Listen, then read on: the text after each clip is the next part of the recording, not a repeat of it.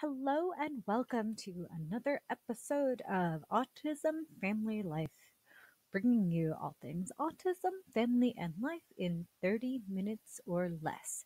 Before I get to this week's topic, I want to just give you a little reminder to tune in on or to subscribe to the podcast because you're already tuning in. Subscribe to the podcast on iTunes, Google Play, Stitcher, Spotify, or wherever it is that you are getting your podcast. And if you are tuning in on YouTube, to please subscribe to the channel. That way you know when new episodes are up.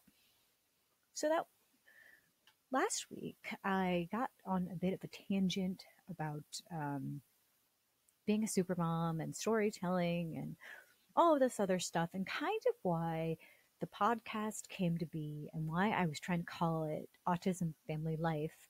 Um, because for me, it's all about balancing all of the parenting things and all the family things with all of the life things that I have going on.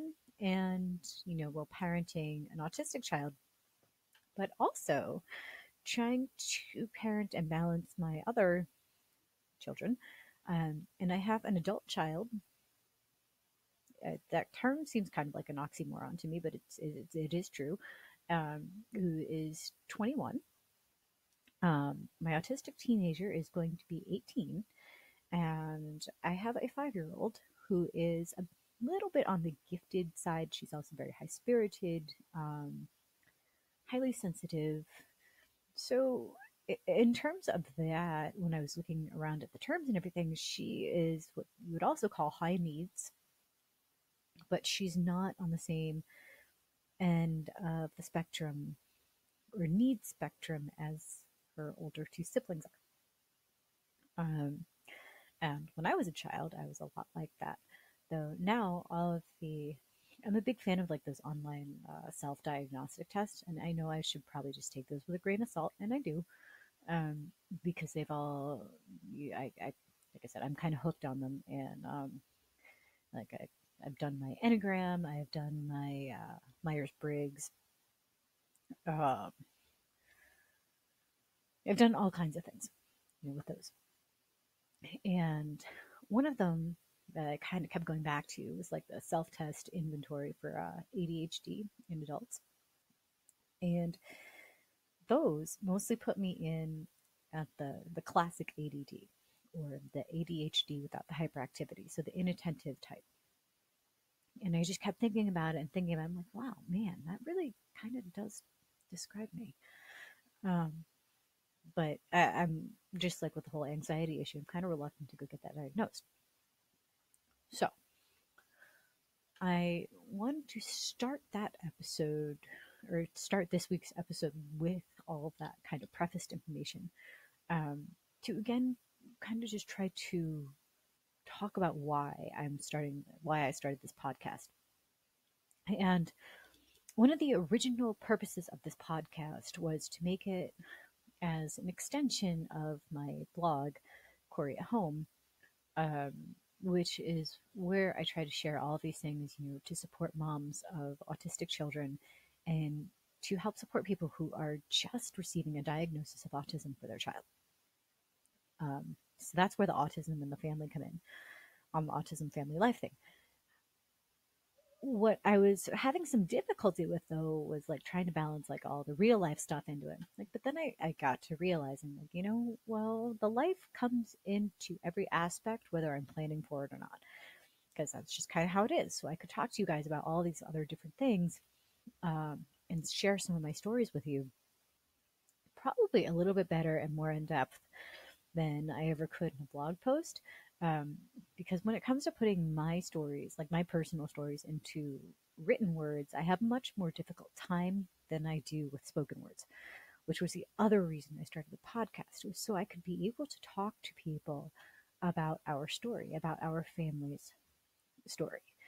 And, for some of the background information on that, as I just mentioned, a few minutes ago, I have a 21-year-old, and my autistic daughter is turning 18 this year. She's aging out of her current program within the next 3 years because they serve from ages 3 to 21. She started at that program though when she was 5 or 6, so about the equivalent for kindergarten. And when she started there, we had already gone through the early childhood education process. So she'd started at a different school. Um, and she has been absolutely thriving in the current program. So, and, like we had the opportunity to go view the young adult program, and it looks like a great program. And I think she's going to thrive in this new program. Um, but it's after that where I'm really starting to wonder, what's going to happen with her and what her life is going to be like, what her future is going to look like. And beyond that, it's the wondering, even if I am planning for all of these things, if I'm future planning and I'm making sure that her future is secure and that everything is going to be okay for her and that everything is going to be provided for, what's going to happen to her when I die? Who's going to take care of her? Who's going to be there for her? Who's going to do all the things for her that I'm doing now? And I don't know. I don't know. Uh, and for me, that part of the autism and the family and the life, that's one of the biggest realities and most uncertain things that that I face. And for a lot of us who have teenagers on the autism spectrum, that is one of those things that we are struggling with right now. For those of you who who have younger children on the spectrum, this is going to be one of those things that you will be facing in the future, and it's scary. It's very scary. Um, I'm sorry. I'm trying to hold myself together, um, but it's tough. This is not one of those things that's always easy for me to talk about because, well, it's not easy to talk about, and I don't think I'm ever going to be completely comfortable talking about it because it's not one of those things I don't always like to think about. However, I want to be able to give you all some practical information, some practical advice in every episode. So just bear with me for a minute. When it comes to the planning and the future planning for your autistic child, um, you want to start early, and even if that's just educating yourself about guardianship or about a special needs trust, start as early as possible. Just so you have that information in hand and keep up to date on the laws so that you know what's going on. And talk to your family members about it too, because it won't be just on you, or it might just be on you. You never know. But try to make sure that you have other family members involved and try to make sure that you have your support network there, because that support network is, it's really, really important. And you want to make sure that you have a couple of things in place. You start looking again into the special needs trust and start looking into things like guardianship. And if it's applicable to your state, start looking into things like conservatorship. You want to understand the process, know the process. You'll want to look into things like SSI and how that changes when your child turns 18. And again, for those parents who have just gotten the diagnosis for your child, this might seem a little bit, too far ahead in the future. But in reality, this moment is going to come creeping up on you faster than you'll realize. I mean, I remember it seems just like yesterday when my daughter was starting preschool. And, before that, she was at home and she was receiving services at home. And we were going through our IFSP meetings with our service coordinator. And then we were preparing for her preschool special education meeting, and we were touring preschools, and then she was in preschool. And then I remember too, her first days that she started attending preschool. And, keep in mind that she had been at home with me. How old was she? This was right before her third birthday. So to this point, she had been at home with me, and she was receiving services at home. So her therapist, which was at the time a speech therapist, physical therapist, occupational therapist, and then her family service coordinator would come in, and I think we had special education services as well.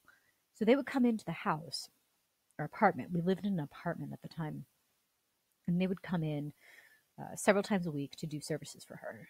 And then we had our IFSP meeting, and then we had our preschool special education meeting, and we were looking at the different services and programs in our area. So we found one, and so she was going to be starting there, and she was being taken by bus. It was